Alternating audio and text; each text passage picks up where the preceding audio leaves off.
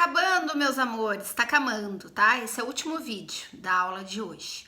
Bom, vamos continuar estudando? Olha, então nós já vimos o recurso ordinário, nós já vimos o recurso de revista, nós já vimos os embargos de declaração e nós já vimos o agravo de instrumento. A prof vai comentar agora sobre o agravo regimental. O agravo regimental também não está elencado entre os recursos do artigo 893. Ele não está expressamente previsto na CLT, mas ele encontra-se regulado nos regimentos internos dos TRTs e do próprio TST. Então, portanto, gente, para você saber qual o prazo, quais as hipóteses específicas de cabimento do agravo regimental, você tem que ler o regimento interno específico do tribunal. Enquanto panorama geral, o agravo regimental serve para impugnar decisão monocrática de relator, seja decisão monocrática que dá provimento ao recurso ou que rejeita de imediato o recurso, tá? Prazo, especificidades, olhe no regimento interno específico do tribunal aonde você está apresentando este agravo regimental. Uma coisa importante que a prof já comentou na aula passada sobre os princípios aplicáveis ao processo do trabalho, diz respeito da fungibilidade. Lembra que a gente comentou sobre fungibilidade recursal? Aqui nós podemos ter um exemplo de aplicação da fungibilidade recursal na súmula 421 do TST, que diz, olha, quando você apresenta um embargo de declaração para impugnar uma decisão monocrática de relator e você só quer uma complementação, tudo bem, é embargo de declaração mesmo. Mas se você quer uma reforma, se você quer uma alteração nessa decisão monocrática, os embargos de declaração apresentados vão ser convertidos pela fungibilidade em agravo regimental. Olha que interessante, tá? Então, se liguem aí na questão da fungibilidade que pode ser aplicada entre os embargos de declaração e o agravo regimental. Vamos estudar mais um recurso, e esse sim previsto no 893 da CLT. Quando o artigo 893 elenca recurso ordinário, recurso de revista, agravo de instrumento, agravo de petição, a prof comentou o último que era embargos. E falou ainda que esses embargos que estavam no 893 não eram os embargos de declaração.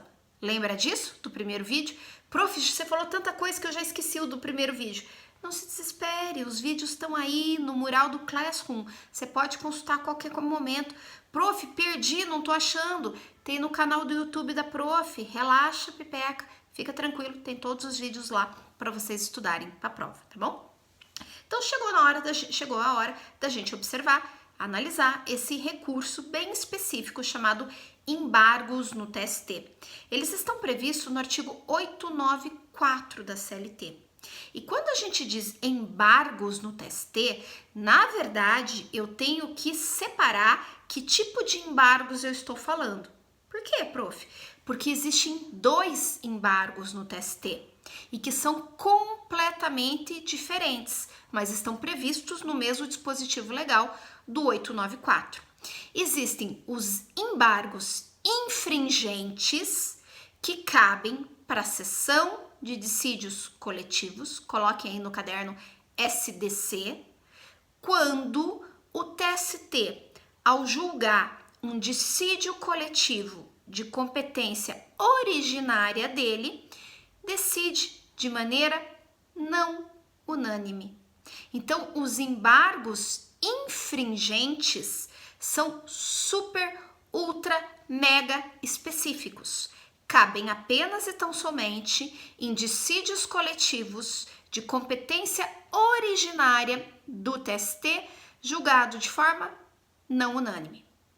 Nos nossos seminários que nós vamos apresentar, um dos grupos, que a prof não lembra de cabeça agora quem é, vai apresentar dissídio coletivo. E eu tenho certeza que vai falar da hipótese de dissídio coletivo de competência originária do TST.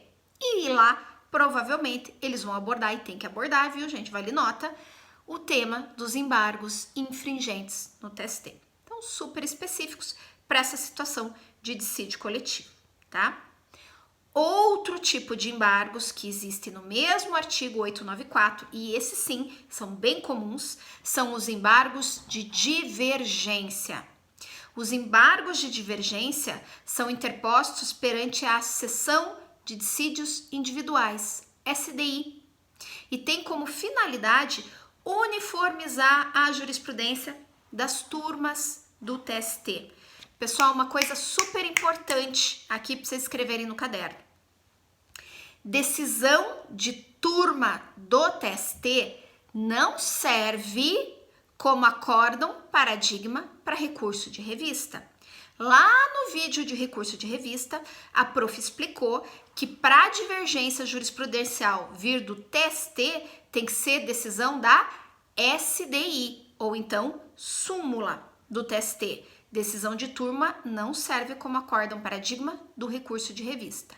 Mas, para esse recurso que nós estamos estudando agora, os embargos ASDI, o acórdão paradigma tem que ser exatamente de turma do TST ou, óbvio, da própria SDI. Então, eu brinco sempre que os embargos de divergência nada mais são do que um recurso de revista dentro do próprio TST, que serve para uniformizar a jurisprudência das turmas do TST à luz do posicionamento uniformizado da seção de dissídios individuais. Portanto, gente, todos aqueles requisitos para comprovar a divergência jurisprudencial que a gente estudou, específica, todos os fundamentos, atual, pré-questionada, transcrever trecho, ter o pedigree do acórdão paradigma, tudo isso vale também para esse recurso aqui, para esse embargos de divergência da SDI, porque ele nada mais é do que um parente super próximo do recurso de revista por divergência. O que muda é a finalidade. Enquanto o recurso de revista quer uniformizar a jurisprudência dos TRTs e submetê-la ao posicionamento do TST, os embargos da SDI têm como finalidade uniformizar a jurisprudência das turmas do TST e submetê-la à uniformização da SDI. Então, preparo, pressupostos são absolutamente os mesmos que a gente estudou no recurso de revista por divergência jurisprudencial. Então, reassista o vídeo de recurso de revista, veja de novo os pré-requisitos para comprovar a divergência, porque vale também, tá? Então, embargos SDI para recorrer de decisão proferida por turma do TST, ao julgar, obviamente, o teu recurso de revista, que tenha contrariado o posicionamento de uma outra turma do TST ou a SDI. Joinha, embargos no TST. Então, recapitulando, o mesmo nome, embargos no TST, dois recursos completamente diferentes. Embargos infringentes, que vale lá para o dissídio coletivo de competência originária do TST julgado de forma não unânime, e os embargos de divergência, que são interpostos contra a decisão proferida pela turma do TST para ser julgado para a seção de dissídios individuais, com a finalidade de uniformizar a jurisprudência do TST. Terminando aqui os recursos, a gente tem ainda o agravo de petição, que está previsto lá no artigo 897, a linha A da CLT. Apesar desse nome horrível, agravo de petição, ele nada mais é do que o recurso cabível na fase de execução. Por isso que a prof deixou para o final, né? A aula que vem a gente vai ver execução, mas vamos antecipar já essa matéria recursal, tá? Toda vez que o juiz na execução julgar uns embargos, por exemplo, embargos de terceiro, embargos à execução, impugnação à sentença de liquidação por parte do exequente, toda vez que julgar qualquer um desses incidentes da execução, ele vai proferir uma sentença. E essa sentença é recorrível, melhor dizendo, para o TRT através do agravo de petição. O agravo de petição ele é bastante parecido do ponto de vista de corpinho com o recurso ordinário, porque ele é o recurso interposto da vara para o tribunal. Só que agora a gente está tratando de matéria ultra específica, porque nós já estamos em execução. Então, você está alegando um erro de cálculo, uma prescrição, um pagamento que não foi acolhido, ou se for um embargo de terceiro, que você não é parte, você não tem nada a ver com essa história, que o teu bem não poderia ter sido constrito ali na execução, tá? Então, são matérias bastante específicas. E um detalhe, a parte que está agravando deve delimitar ali especificamente qual é a controvérsia dela, o que é a matéria que ela está discutindo no agravo de petição. E isso tem uma importância muito especial se o agravo de petição estiver sendo feito pelo executado, porque todo o resto que não é objeto de discussão do agravo de petição vai ter o valor liberado para o credor, por exequente. E só fica ali com o efeito devolutivo pendente ainda daquele pedaço que ele está discutindo. Por isso que um dos pressupostos recursais específicos do agravo de petição é a delimitação da matéria impugnada. Se você não delimitar a matéria, o teu agravo de petição não vai ser conhecido. Bom, como todo recurso na fase de execução, ou melhor, a gente já tratou de custas lá na fase de execução, eu não preciso me preocupar com preparo nesse momento, porque as custas na execução são pagas sempre ao final. Então, não precisa se preocupar em preparar a GRU para fazer o teu agravo de petição. Mas um detalhe, tá? Pode ser que você tenha que complementar a garantia do juízo se por acaso você está saindo da decisão que você está recorrendo pior do que você entrou. Como assim, prof? Veja, a gente já está falando de fase de execução. Se nós estamos recorrendo de decisão proferida na execução, significa que o juízo já está todo garantido. Concordam? Se não tivesse garantido, eu não podia ter embargado a execução. E se eu não tivesse embargado, eu não podia estar agravando de petição. Uma coisa pressupõe a outra. Portanto, o normal, o usual é que o agravo de petição não exige o pagamento de nenhum depósito complementar. As custas são ao final, como qualquer custa de execução, e o juízo já está garantido, portanto, não precisa pagar depósito recursal. Mas a súmula 128 do TST nos deixa alerta para uma situação. Vamos imaginar que tanto o executado apresentou embargos, quanto o exequente apresentou impugnação. As duas partes estão brigando ali pelos cálculos. E o juiz, quando julga, aumenta o valor da execução, porque rejeita os embargos e acolhe a impugnação. Opa, peraí, se eu devia 100 mil e agora eu devo 120, então não está tudo pago ainda. Eu posso ter que complementar a garantia do juízo. A diferença é que esse depósito, que pode ter que acontecer agora na fase de execução, ele não respeita teto, porque eu não estou mais falando de teto recursal, eu estou falando de complementação da garantia do juízo.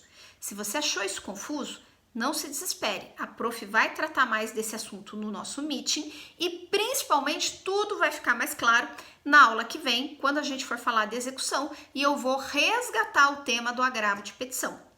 Eu só estou antecipando agora, porque a aula de hoje é sobre recursos em espécie e o agravo de petição é um dos recursos em espécie previsto na CLT, tá? Para finalizar os recursos em espécie, a gente tem que lembrar que apesar da CLT não ter previsto, é pacificado através de súmula 283, que eu posso me utilizar de recurso adesivo no processo do trabalho. Recurso adesivo, vocês já estudaram no processo civil, é aquele que é apresentado no prazo das contrarrazões. Então, portanto, vamos imaginar uma situação. Saiu uma sentença. Você olhou para a sentença, ela não foi assim, nenhuma Brastemp, mas também não foi uma tragédia. E fala, não vou recorrer. Mas a parte contrária recorreu e você foi intimado para apresentar contrarrazões. Aí você fala, bom, já que esse processo vai demorar para chegar ao fim, já que vai para o tribunal de qualquer modo, vou recorrer também daquela parte em que eu perdi. Então, o recurso adesivo, ele tem como característica ser apresentado juntamente com as contrarrazões. De resto, gente, ele é como qualquer recurso trabalhista normal. Se for um recurso ordinário que você estiver fazendo adesivamente, tem que atender a todos os pressupostos recursais, representação regular, preparo, se for o caso, pagamento de custas, se for o caso, pagamento de depósito recursal, se for o caso. Existia no passado uma discussão se para você fazer o recurso adesivo no processo do trabalho, precisava que a matéria versada no teu recurso adesivo e no recurso principal da outra parte fossem assemelhadas. Mas o TST diz que é bobagem, tá? Nessa mesma súmula, súmula 283, ele diz, olha, cabe recurso adesivo e não precisa ter identidade de matéria. Então, você pode recorrer dasquelas que você não queria originalmente, mas agora, no prazo das contrarrazões, resolveu fazê-lo, tá? Então, dê uma olhadinha nessa súmula, ela é super explicativa sobre o recurso adesivo no processo do trabalho e pode respirar, nós vencemos todos os recursos do processo do trabalho. Prof, você não falou do recurso extraordinário. A prof não falou especificamente aqui na aula, nesse vídeo, do recurso extraordinário, porque ele é o mesmo que vocês já estudaram em processo civil. Ele não é nosso, não é disciplinado pela CLT. A única peculiaridade que o recurso extraordinário tem no processo do trabalho é a necessidade de pagamento de depósito recursal, se ainda a condenação provisória não tiver toda antecipada pelos depósitos recursais anteriores. Mas isso nós já falamos na aula passada, por isso que a prof não tinha aqui colocado um slide específico na aula de hoje, tá bom? Estudem, ouçam com calma os vídeos da prof, leiam os slides, estão bem bacaninhas os joguinhos de slide, leiam os artigos de lei que a prof citou, as súmulas e as OJs e, acima de tudo, compareçam no nosso meeting para tirar todas as dúvidas e esclarecer aquilo que você aí quer que reforce ou trazer seus comentários com a turma, tá? Encontro vocês no meeting, gente. Beijo, fiquem bem, se cuidem e estudem.